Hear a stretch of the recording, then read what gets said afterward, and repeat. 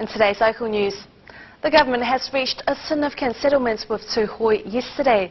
The North Island iwi agreed to a settlement with the Crown that will see them having joint management of the Urewera National Park, along with a $170 million redress and an apology.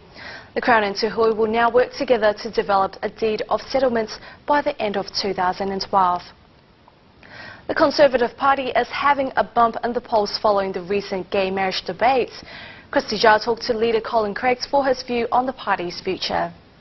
The Conservative Party is on the come-up. The latest poll shows the centre-right party registering 1.5% of support, up from 0.5%.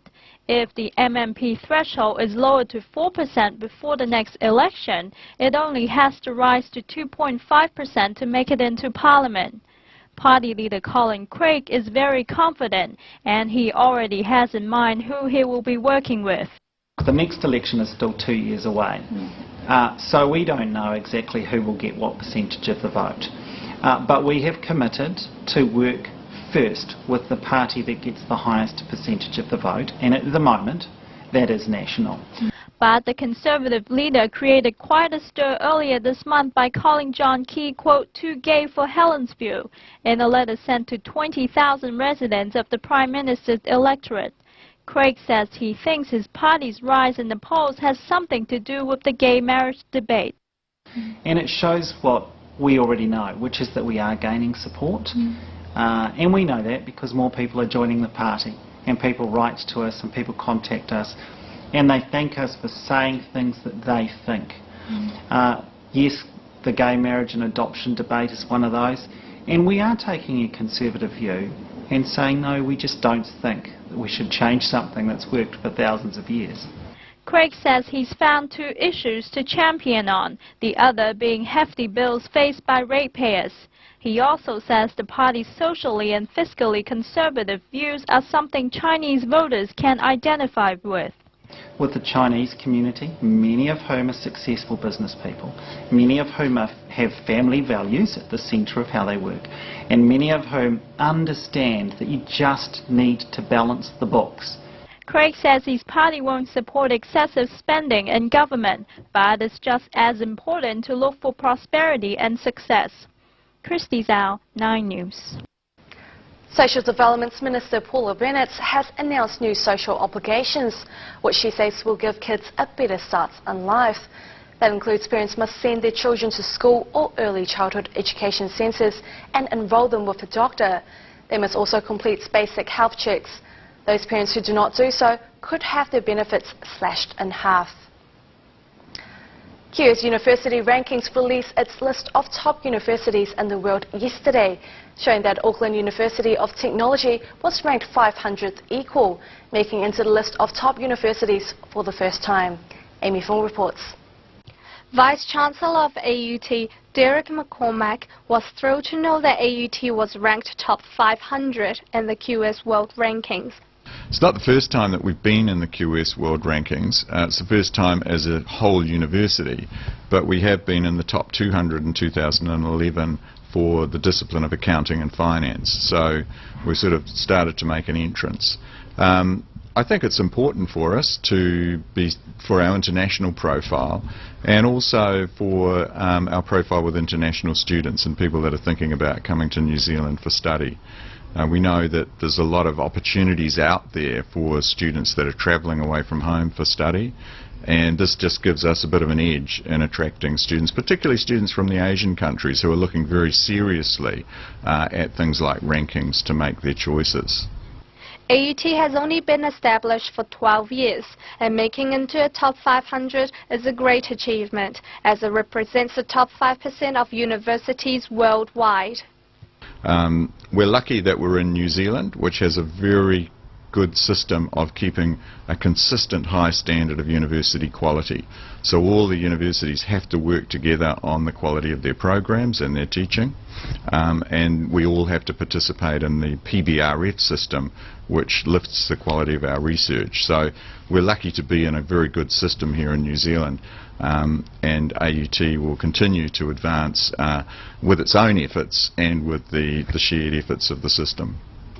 Out of the 8 universities in New Zealand, 7 are included in the list, with University of Auckland ranked 83rd.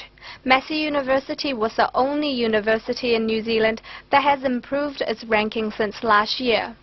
Massachusetts Institute of Technology is currently ranked number 1, overtaking the University of Cambridge. Amy Feng, 9 News. The Department of Corrections have released figures showing an all-time low in prison escapes, in spite of a more than 50% increase in the number of prisoners being held over the past decade. Only 4 prisoners escaped in the financial year from 2010 to 2011. Of these, only 2 escapes were from correctional facilities. The housing market experienced a modest revival in August, shown by a lift in sales and prices. Chrissy Zhao reports. The housing market continues to see a lift in sales and prices. There were 6,035 unconditional house sales in August, up 16.2% from the same time last year. The national median price rose 2.5% to $370,000 from July and up 4.2% from August last year. Auckland continues to be the driver of the national market, with strong growth in median prices and sales volumes. Meanwhile, more homes are going under the hammer as buyers take advantage of the high demand. A record high of 34% of the transactions now are made up of auctions, and that's particularly the case in Auckland. But overall turnover is still well below 2008 levels, as experts say the recovery pace is still modest. Christy Zhao, 9 News. 10th of September was the World Suicide Prevention Day, and the Mental Health Foundation held a free webinar focusing understanding suicide and effective suicide preventions. Amy Fong reports. Issues such as protective factors that can reduce suicide rates were discussed in the webinar during World Suicide Prevention Day. In 2011, there were 574 suicides in New Zealand, which includes 1 boy aged between 5 and 9, 11 children aged between 10 and 14, and 80 teenagers aged between 15 and 19. Chief Executive of Mental Health Foundation, Judy Clements, tells us the reason behind youth suicide and ways to prevent it. There can be many pressures growing up, expectant parents, expectant teachers, the way that they have to try and cope with their growing up identity. There can be issues to do also with using alcohol or drugs. So it can be those things. It can be about relationships. So we usually say it's a time when young people need support. They need to know where to go to for help. They need to know how to look after themselves, what's good for their mental health and well-being, and also how to look out for a friend who may be going through a really difficult period. Physical changes, such as putting barriers at the Auckland Grafton Bridge, are effective ways in reducing suicide rates.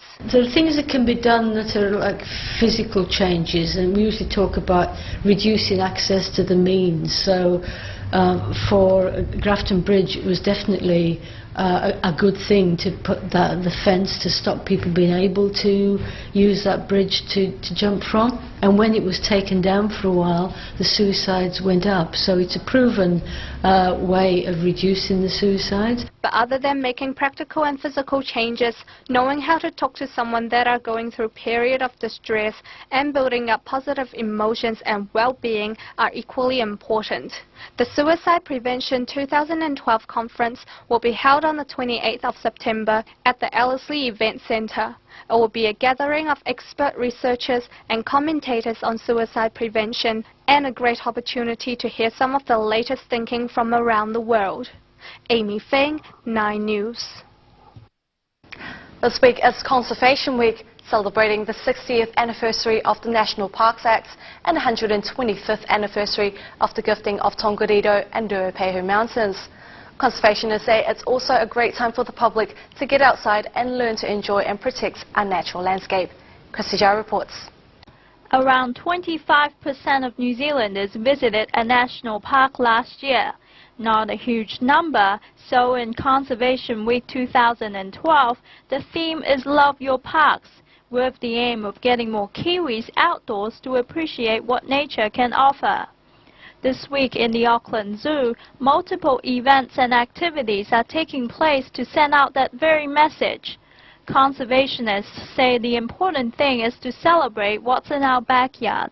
In New Zealand we're blessed with native bush, with wetlands, with coast, very, very close to where we all live.